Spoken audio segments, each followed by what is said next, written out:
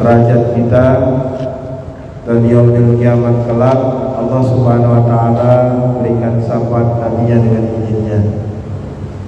Kita lanjutkan kajian tafsir surat Saba ayat yang ke-42,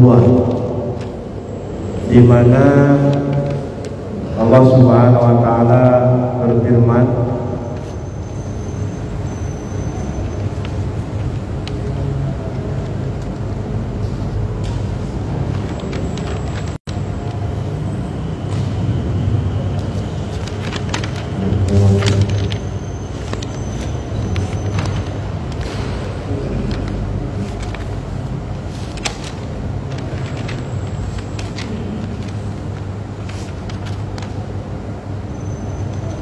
di mana Allah Subhanahu wa taala berfirman, "Wal yauma la yamliku ba'dukum li ba'din naf'an wa la dharra wa naqulu lil ladzina zalamu zuqu 'adzaban nar allati kuntum biha tukadzibun." Coba.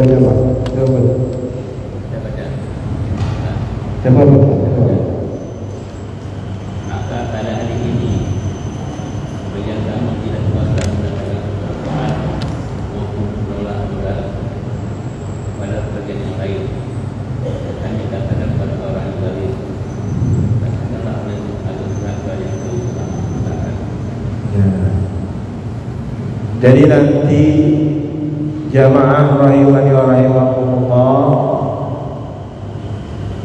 wal yauma lam yamliku ba'dukum li ba'din naf'an wa la dharra. Nanti di yaumil kiamat tidak ada seseorang pun yang bisa memberikan manfaat kepada seseorang dan juga tidak bisa menolak mudarat dari seseorang. Dan ini bukan hanya di yaumil kiamat,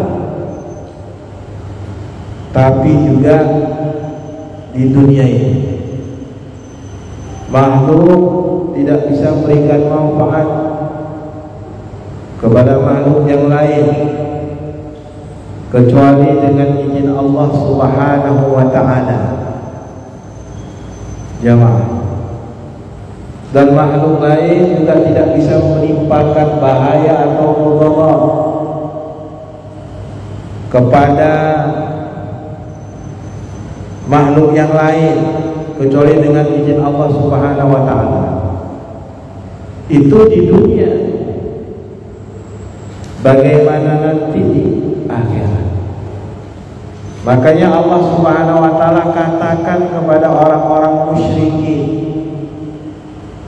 yang mereka itu jamaah rahimani wa rahimakumullah mengambil perantara selain Allah Subhanahu wa taala untuk mendekatkan diri mereka kepada Allah dengan sedekat-dekatnya, yang disebut dengan syafaat di zaman sekarang. Jadi syafaat itu kita tidak ingkari. Di dalam Al-Quran ada dua bentuk syafaat. Syafaat yang diperbolehkan dengan syafaat yang tidak diperbolehkan.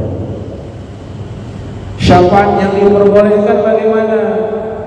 Ustaz, syafaat yang diperbolehkan itu orang yang diberikan oleh Allah untuk memberikan syafaat di yaumil kiamat adalah orang yang diridhoi oleh Allah Subhanahu wa taala.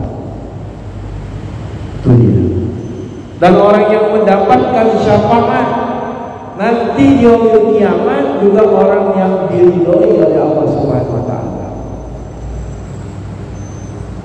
Makanya dalam ayat kursi disebutkan, ya, illa bi'izni. Ya, syafaat itu dengan izin Allah Subhanahu wa taala. Tidak semua diberikan. Makanya ada para ulama membagi syafaatul uzma, di mana nanti seluruh para rasul menolak untuk berikan syafaat kepada umat-umat. Datang kepada Adam, Adam menolak. Datang kepada Nabi Nuh, menolak. Datang kepada Nabi Ibrahim, menolak. Akhirnya datang kepada Nabi Muhammad sallallahu alaihi wasallam. Kemudian Nabi Muhammad sallallahu alaihi wasallam ya sujud kepada Allah. Ya, dan Nabi Muhammad sallallahu alaihi wasallam diizinkan oleh Allah untuk memberikan syafaat. Maka syafaat itu dari orang yang diridhoi kepada orang yang diridhoi kepada orang yang diridhoi. Siapa orang yang diridhoi itu? Ahlul tauhid. Kalau kita ingin mendapatkan syafaat Nabi kelak di yaumil kiamat, jangan berbuat syirik. Ya, jangan pernah kita berbuat syirik. Kalau kita berbuat syirik kepada Allah SWT, kita tidak akan bisa mendapatkan syafaat Nabi. Kalau kita pernah berbuat syirik kepada Allah SWT, kita bertobat kepada Allah sebelum wafat kita. Karena orang yang bertobat, kata Nabi, seperti orang yang tidak pernah berbuat hal tersebut. Jadi kalau ada orang berbuat syirik kemudian dia bertobat, itu seakan-akan dia tidak pernah berbuat hal tersebut tadi. Begitulah fadilah dan besarnya keutamaan orang yang bertobat. Ya. Dan syafaat yang tidak diizinkan oleh Nabi itu kepada orang-orang kafir. Maka dalam Al-Quran itu wala yashfa'u indahu. Ya. Dalam Al-Quran tidak ada syafaat bagi mereka. Maksudnya syafaat kepada orang-orang musyrikin. Syafaat kepada seorang musyrik, ya, itu diberikan oleh Allah kepada dia selama dia tidak pernah berbuat syirik. Kalau berbuat syirik dia sudah bertobat kepada Allah. Makanya ada hadis yang sahih, syafaati li ummati li ahlil kabair. Kata Nabi SAW, syafaat untuk umatku itu kepada pelaku dosa besar. Jadi syafaat Nabi itu kepada pelaku dosa besar. Jamaah rahimani wa rahimakumullah. Maksudnya dia mau masuk neraka karena syafaat Nabi, dia tak masuklah. Ya, atau dia tak masuk neraka dengan syafaat Nabi, dia dikeluarkan dari neraka, dimasukkan ke dalam surga. Itu syafaat untuk umat Muhammad sallallahu alaihi wasallam. Kemudian kata Allah, wa naqulu lil ladzina zalamu, kemudian kami katakan kepada mereka-mereka yang berbuat zalim. Siapa yang dimaksud berbuat zalim di sini? Orang-orang musyrik. Orang-orang musyrik itu dia zalim kepada Allah. Apa kata Allah? Dzuqu azaban nar allati kuntum biha tukadzibun. Rasakanlah azab api neraka allati kuntum biha tukadzibun, yang dulu kalian dustakan. Jadi jamaah rahimani wa rahimakumullah, ayat yang ke-42 ini menerangkan kepada kita bagaimana Allah mencela, ya, Allah Subhanahu wa taala mencela penduduk ahli neraka. Allah cerah mereka, Allah cerca mereka karena disebabkan di masa dunia dulu mereka mendustakan azab Allah Subhanahu wa taala. Dan ya Rasulullah, kata mereka, kami tidak akan dibangkitkan oleh Allah nanti setelah mati. Apa kata Allah? Qul ya Muhammad, katakan bala wa rabbi.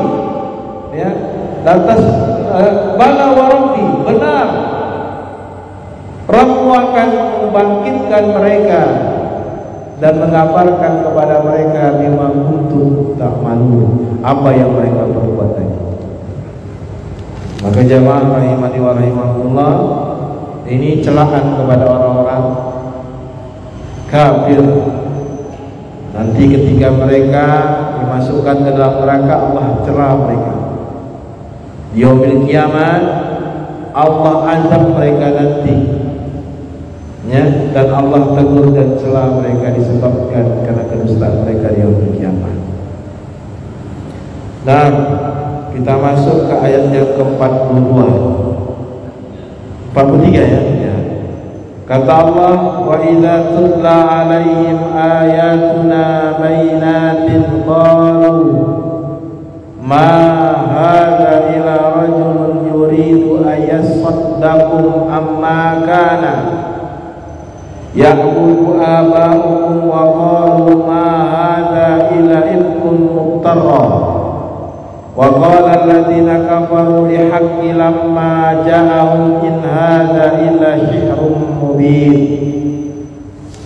Nah, dan apabila dibacakan kepada mereka ayat-ayat kami yang terang, mereka berkata, orang ini selain hanya ingin menghalang dan kamu dari apa yang sembah dan mereka berkata, Al-Quran ini selain adalah kebohongan yang tidak ada saja. Orang kafir berkata kebenaran Al-Quran itu datang kepada mereka, ini tidak lain hanyalah sihir yang datang. ya. Jadi ya maaf, rahimani wa rahimakumullah, ayat 43 ini jelas sekali. Allah menjelaskan kepada kita bagaimana penentangan orang-orang musyrikin kepada Rasulullah sallallahu alaihi wasallam.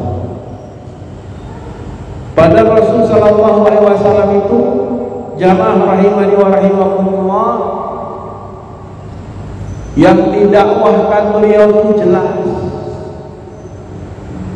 Yang disampaikan oleh Rasulullah SAW itu bukan pendapatnya Rasulullah, tapi itu wahyu dari Allah Subhanahu wa ta'ala. Al-Quran yang disampaikan. Tapi apa kata mereka jamaah rahimani wa rahimakumullah? Ma hadza illa rajulun yuridu an yasaddakum amma kanu ya'budu aba'ahum. Tidaklah laki-laki ini, maksudnya Muhammad, ya, tidaklah apa yang dilakukan hal ini dilakukan oleh Muhammad, melainkan ingin menghalang-halangi apa yang telah kita lakukan ibadah oleh bapak-bapak, ya. Maka jamaah rahimani wa rahimakumullah, kita lihat bagaimana orang-orang musyrikin di zaman Rasul sallallahu alaihi wasallam itu berstatus quo, mempertahankan peribadatan nenek moyang mereka. Statusnya quo dihadapi oleh Rasul sallallahu alaihi wasallam, mempertahankan ibadah penyembahan kepada berhala, kepada permohonan dan sebagainya, ya. Maka Muhammad ini ketika dia sampaikan kebenaran, disampaikannya tauhid, orang-orang musyrikin jamaah menuduh Rasul sallallahu alaihi wasallam menghalang-halangi peribadatan yang telah dilakukan oleh nenek moyang mereka. Makanya kalau di zaman sekarang ini jamaah rahimani wa rahimakumullah, ketika kita menyampaikan tauhid di satu tempat, di satu kampung, ya, penyampaian kita itu hak, tapi dianggap mereka kita sesat. Ketika kita mengajak tauhid kepada mereka, kembali kepada Allah, meninggalkan kesyirikan, maka orang yang demikian tadi dianggap telah salah jalan, telah sesat. Kenapa? Karena mereka bertahan dengan tradisi nenek moyang mereka dalam beribadah kepada Allah Subhanahu wa taala. Maka jamaah rahimani wa rahimakumullah, begitulah kita lihat ke orang-orang musyrikin tadi. Dia berkata kepada orang yang membawa kebenaran tadi, in hadza illa syihrun mubin. Tidaklah apa yang dibawa oleh pemuda tersebut, orang tersebut, melainkan sihir yang nyata. Nah, jadi jamaah rahimani wa rahimakumullah, Rasul itu bersabda, Rasul tidak pernah membantah apa yang dituduhkan kepada Rasulullah SAW. Rasul dituduh tukang sihir, Rasul dituduh majnun. Satu pun tidak ada pernyataan dari Rasulullah untuk membela diri terhadap tuduhan tadi. Tapi Allah Subhanahu wa taala yang membela Rasulnya. Rasul dibela oleh Allah lewat wahyu Allah Subhanahu wa taala. Maka jamaah rahimani wa rahimakumullah,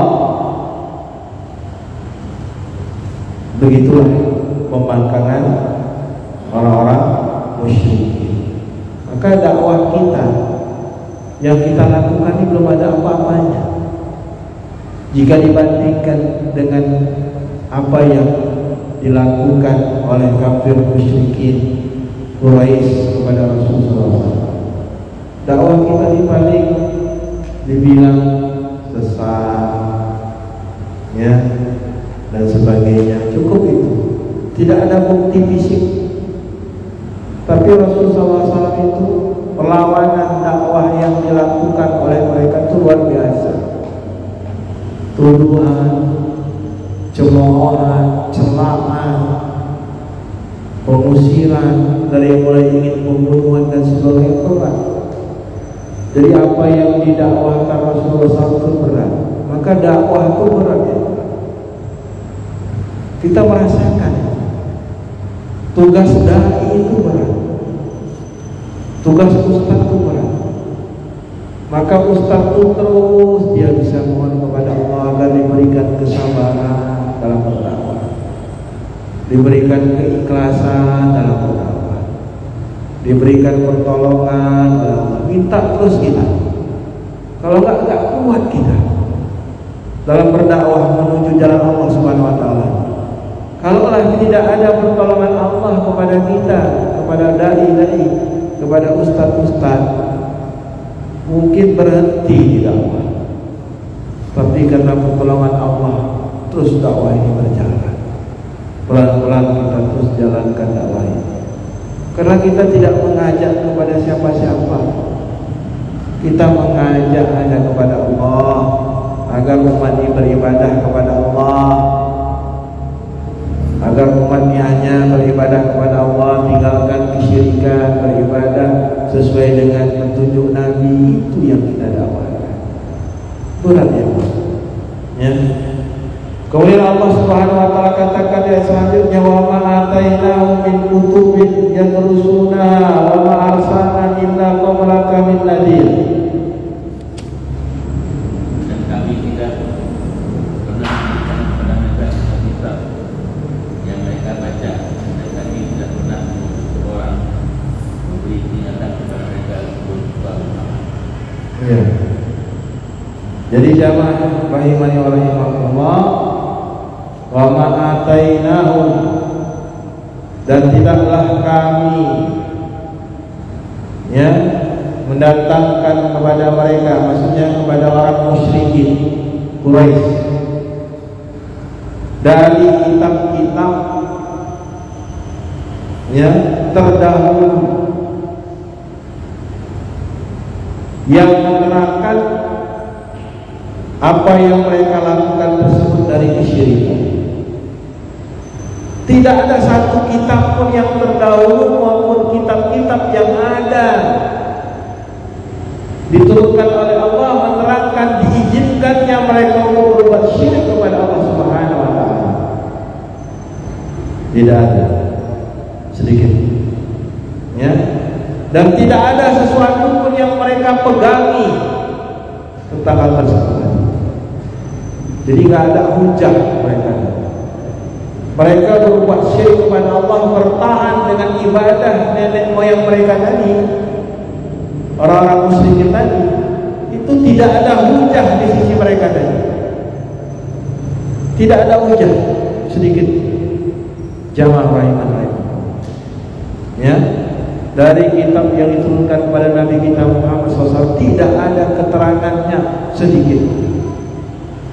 Ya, maka jamaah rahimani wa rahimakumullah, wa ma arsalnaka ilayhim qablaka min nadhir. Dan tidak pula yang kami utus sebelum Muhammad yang memberikan peringatan, yang mengizinkan mereka berbuat syirik kepada Allah SWT. Tidak ada jemaah. Seluruh para rasul, ya, para nabi semuanya mengajak umat ini untuk bertauhid kepada Allah, meninggalkan kesyirikan. Boleh jamaah cek Nabi Nuh, Nabi Shu'aib, nabi-nabi yang di dalam Al-Quran yang 25 itu, semuanya menyatakan ya qaumi ibudullah, ya wahai kaumku beribadahlah kepada Allah, ilahu wahid, ilah yang satu. Ya, dan janganlah kalian berbuat syirik kepada Allah. Semua kaum para rasul mengajak mereka demikian saja. Maka jamaah rahimani wa rahimakumullah, maka ciri khas dakwah para nabi itu adalah tauhid. Jadi kalau kita mengikuti Rasul Muhammad SAW, dakwah kita tauhid, Al-Quran itu tauhid. Ciri khas itu dakwah para pengikut Nabi dari mulai zaman dahulu sampai sekarang. Pasti mereka bicara Al-Quran, tidak mungkin tidak bicara tauhid. Kalau sudah bicara tafsir pasti bicara tentang tauhid. Karena Al-Quran ini isinya tauhid semuanya, dari awal sampai akhir. Ya, maka jamaah rahimani wa rahimakumullah, sangat jelas ya apa yang dikatakan oleh Allah Subhanahu wa taala. Kita lanjutkan kepada selanjutnya, wa kadzdzaba alladziina min qablihim wa ma balaghu mi'sara ma atainahum fakadzabu rasuli fa kaifa kana nakir. Dan orang-orang yang sebelum mereka telah mendustakan para rasul, dan orang kafir itu apa yang benar betul dari apa yang telah menunjukkan kepada orang terdahulu. Namun mereka mendustakan para rasul itu, dan lihatlah bagaimana dasarnya akibat kedustaan. Iya. Jadi umat-umat terdahulu sebelum kafir Quraisy, umat-umat sebelum umat Nabi Muhammad. Jadi Nabi itu, para Nabi yang Allah diutus itu tidak satu tempat. Ada beberapa Nabi dan para Rasul yang satu tempat. Misalnya, lupa saya, ada yang satu tempat, ya. Ada yang berbeda tempat. Nabi Muhammad Allah utus di dua negeri, Mekah dan Madinah. Nabi Ibrahim lain tempat dakwahnya, umatnya. Nabi Musa pun lain lagi, di Mesir, Kipti, bangsa Kipti. Jadi Rasul-Rasul itu tidak satu tempat, berbeda umat-umatnya. Makanya ada para nabi dan para rasul yang diutus hanya untuk kaumnya saja. Ya, tidak satu tempat mereka. Ada yang di negeri Sam, Nabi Ibrahim, ya, negeri Sam, ya, ada yang di Mesir diutus Nabi Musa alaihissalam, bangsa Kipti, ya. Jadi kasta, ya, Yahudi itu masih di bawah bangsa Kipti, bangsanya Fir'aun. Yang sekarang ini Yahudi hebat, ya. Di masa Fir'aun, bangsa Yahudi itu jadi budaknya bangsa Kipti, ya. Maka Nabi Musa alaihissalam yang membebaskan perbudakan Bani Israel atau kalangan Yahudi ini dari penjajahan bangsa Kipti. Jadi bangsa Kipti ini dah habis, berganti tahta. Begitu dihancurkan oleh Allah di pertemuan yang sangat jauh, kita sudah baca, bangsa Firaun ini hancur dulu, habis. Jadi dipeganglah oleh Bani Israel. Kekayaan yang diwariskan oleh bangsa Kipti dikuasai oleh Bani Israel, orang-orang Yahudi tadi. Dulu mereka sangat takut dengan bangsanya Fir'aun, bangsa Kipti tadi, ya. Mendengar nama bangsa Kipti aja udah takut orang Yahudi tadi. Luar biasa jemaah, ya. Bagaimana kita lihat Allah Subhanahu wa taala memberikan nikmat kepada Bani Israel. Lihat begitu Fir'aun Allah tenggelamkan, banyak harta kekayaan yang diwariskan kepada Bani Israel. Maka jamaah rahimahullah, ya, pakai pakaian nakir. Kemudian mereka mendustakan utusan yakni Muhammad sallallahu alaihi wasallam, orang kafir Quraisy. Diutus Rasul kepada mereka, mereka juga mendustakan. Pakai pakaian nakir. Maka lihatlah bagaimana balasan yang Allah berikan kepada mereka. Kita lihat kaum-kaum terdahulu bagaimana Allah menghancurkan sebelum jadi Nabi Muhammad SAW hancur. Nabi Nuh, Nabi Lut, bagaimana kaumnya mengerikan. Bekas-bekasnya sampai sekarang masih ada. Kita lihat Laut Merah, bagaimana itu. Kita lihat jamaah rahimahullah, kekuasaan Allah tunjukkan kepada kita. Iqab, balasan kepada orang-orang yang masih terus bertahan kepada kesyirikan setelah Allah utus kepadanya Rasul. Qul Allah berfirman, "Qul innama a'idukum biwahidah an taqumu lillahi masna wa furada summa tatafakkaru ma bisahibukum minal jinnah in huwa illa nadhirun lakum baina yaday 'adzabin syadid."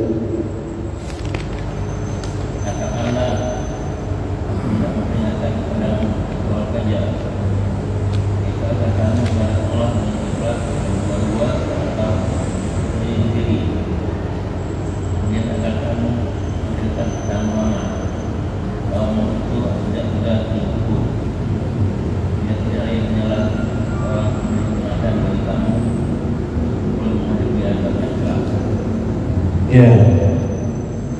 Jadi jamaah rahimahullah, ya, Allah berfirman kepada Rasul untuk berkata kepada orang-orang musyrikin, "Innama a'idukum biwahidah." Sesungguhnya aku berikan nasihat kalian biwahidah, sendiri. Wa antaqumu lillah, maka tegakkanlah untuk Allah Subhanahu wa taala. Sambutlah seruan Allah Subhanahu wa taala. Jangan kalian bertahan di atas pembangkangan hawa nafsu kalian, di atas fanatik kepada nenek moyang kalian. Ya, maka kalian akan nanti majulah sendiri-sendiri atau berdua, ya. Kemudian berpikirlah tentang Muhammad sallallahu alaihi wasallam, bagaimana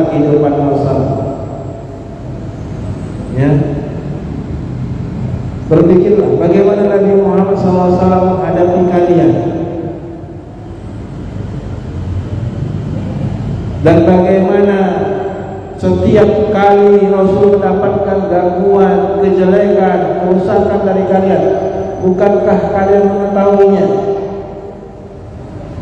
Ya, bagaimana Muhammad SAW itu kami lindungi, kami berikan pertolongan kepadanya. Tidakkah kalian berpikir? Begitulah orang-orang musyrikin terus didakwahi Rasulullah SAW. In huwa illa nadhir, tidakkah Muhammad itu kecuali memberikan peringatan kepada kalian. Baina yadi adzabun sadid, di depan kalian ada azab Allah yang sangat pedih.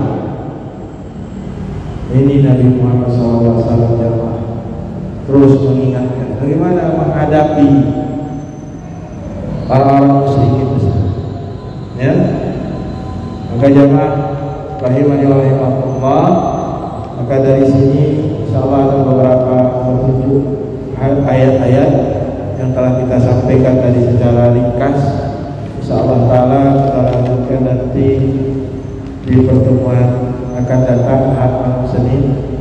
Dan Ahad malam Senin insyaallah taala 5 ayat terakhir daripada surat Saba. Alhamdulillah ini sudah hampir setengah Al-Quran kita kaji, ya, selama lebih daripada 5 tahun setengah Al-Quran kita kaji. Ya, kalau Bapak terus duduk tiap Senin insyaallah ta'ala sudah banyak mau'izah dari Allah Subhanahu wa ta'ala sampai kepada kita, sudah banyak nasihat Allah Subhanahu wa ta'ala kepada kita semuanya, dari mulai surat An-Nas sampai dengan surat Saba pada malam hari ini. Luar biasa ya.